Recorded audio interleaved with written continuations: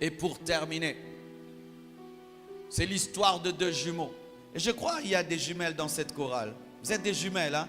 Je ne sais même pas reconnaître qui s'était né là et qui s'était né là. Mais elles savent. C'est l'histoire de deux jumeaux. Identiques, parce qu'il y a des jumeaux vraiment identiques. Identiques, mais qui n'avaient pas la même vie. L'un, c'était un véritable serviteur de Dieu. L'autre, c'était un brigand, un fumeur. Un homme qui aimait aller dans les boîtes et jouer au casino. Son grand frère lui disait toujours, petit frère, arrête cette vie de débauche, arrête cette vie de drogue, arrête de jouer au casino, arrête, tu y perdras ta vie. Jamais le petit frère n'a écouté son grand frère. Et un jour, le petit frère va, il joue au casino et il avait bu. Et dans la colère, il a poignardé quelqu'un et la personne est morte. Lorsqu'il a vu cela, le petit frère a couru. Et au lieu de courir chez lui à la maison, il a couru chez son grand frère. Et il arrive à la porte de son grand frère. Le grand frère le regarde au travers du Judas. Et il frappait, et il frappait, il frappait, il frappait. Grand frère, ouvre, ouvre, on me cherche. Et son grand frère regarde et il voit que son frère avait du sang sur sa robe. Il ouvre la porte et il ne le juge pas, il ne le condamne pas. Il dit, grand frère, j'ai tué, on va m'arrêter, on va me tuer. Grand frère, fais quelque chose, grand frère. Il dit, viens, enlève ta robe. Il enlève sa robe remplie de sang. Et il prend sa belle robe, toute blanche, et il donne à son frère. Et il prend la robe ensanglantée de son petit frère et il la porte. Il ouvre la porte de derrière, il dit à son petit frère, va-t'en. Et il s'en va. Quelques minutes après, les poursuivants arrivent, il frappe à la porte, il ouvre. Et puis on le trouve avec du sang sur sa robe. On commence à lui poser des questions. Comme c'était un homme vrai, il ne disait rien. Tu as tué? Il n'a rien dit. Pourquoi tu as tué? Il n'a rien dit. Et puis quelqu'un dit, mais pourquoi vous posez toutes ces questions? Regardez sa robe, regardez le sang. C'est bien lui, regardez le visage, c'est lui. On l'amène en prison. On le juge, il ne dit rien. On lui pose des questions, il ne répond pas.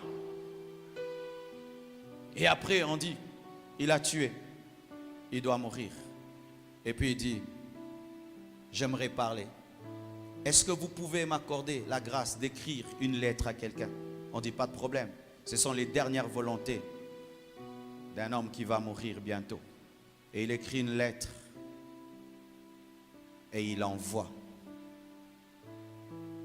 Et la lettre finit par arriver auprès de son petit frère. Et le petit frère ouvre la lettre et voici ce que le grand frère a écrit. Petit frère, je t'ai toujours prêché et tu n'as jamais cru. Et aujourd'hui, tu as commis un crime qui doit t'amener à mourir. Mais je sais que si tu meurs, tu iras en enfer. Et moi, je sais que je marche avec Dieu. J'irai au ciel. J'accepte de mourir à ta place. Mais promets-moi que jamais plus tu ne rentreras dans les fautes qui m'ont tué. Et la robe que je t'ai laissée, tu puisses tous les jours te souvenir de moi et que plus jamais tu ne puisses mener la vie qui va me tuer. Petit frère, je meurs pour toi. Lorsque le petit frère va lire la lettre, le petit frère pris de remords et de culpabilité, tout d'un coup il décide de dire la vérité. Et il court au tribunal, il court en prison. Et il arrive là, il fait du boucan. Arrêtez, ne le tuez pas, ne le tuez pas. Qu'est-ce qui se passe? Ne le tuez pas. Et il amène même le couteau. Ils disent, ce n'est pas lui, c'est moi. Regardez la preuve, c'est le couteau, c'est mon jumeau. Lui n'a jamais rien fait de mal. C'est le bon garçon du quartier. C'est moi, vous êtes trompé de personne, c'est moi. Et tout le monde était dérangé, troublé. Et puis on lui dit, c'est trop tard. Quoi? C'est trop tard. Et on lui amène la tête de son grand frère. On lui dit, il est mort pour toi. Rentre à la maison. Et puis il dit, non, je dois mourir. Je ne peux pas vivre avec cette culpabilité. Tuez-moi. Et puis on lui dit, dans le droit, 2 personnes ne peuvent mourir pour une faute. Il a payé pour toi. Et toi, tu dois t'en aller. Et on va le chasser. Et il est parti en pleurant, en regrettant Et quelque temps après, ses amis viennent. Viens, on va jouer au ceci. Viens, on va faire cela. Viens, on va boire. Il a dit, plus jamais. Cette robe me rappelle que quelqu'un est mort pour moi. Et si je rentre dans cette vie-là, alors pourquoi mon grand frère est mort? Jamais plus je ne mènerai cette vie. Et pour lui dire merci, je change de vie. Jésus-Christ est notre grand frère. Il a vu que nous étions en train d'aller en enfer, que nous étions condamnés, car la Bible dit que le salaire du péché, c'est la mort. Mais il a accepté d'être le don gratuit de Dieu. Et il a accepté de prendre notre place. Et voici la seule chose qu'il nous demande, c'est de lui dire merci en vivant dans la sainteté.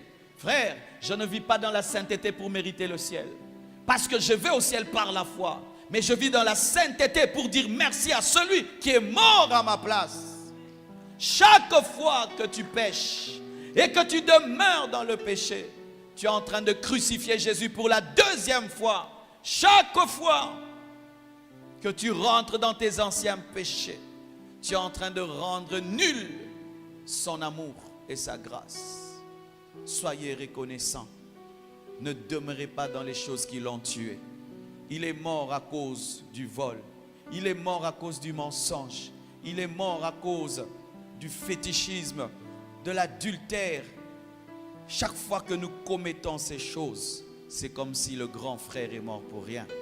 Mène une vie de gratitude et de reconnaissance, afin de lui dire merci. Que Dieu vous bénisse abondamment.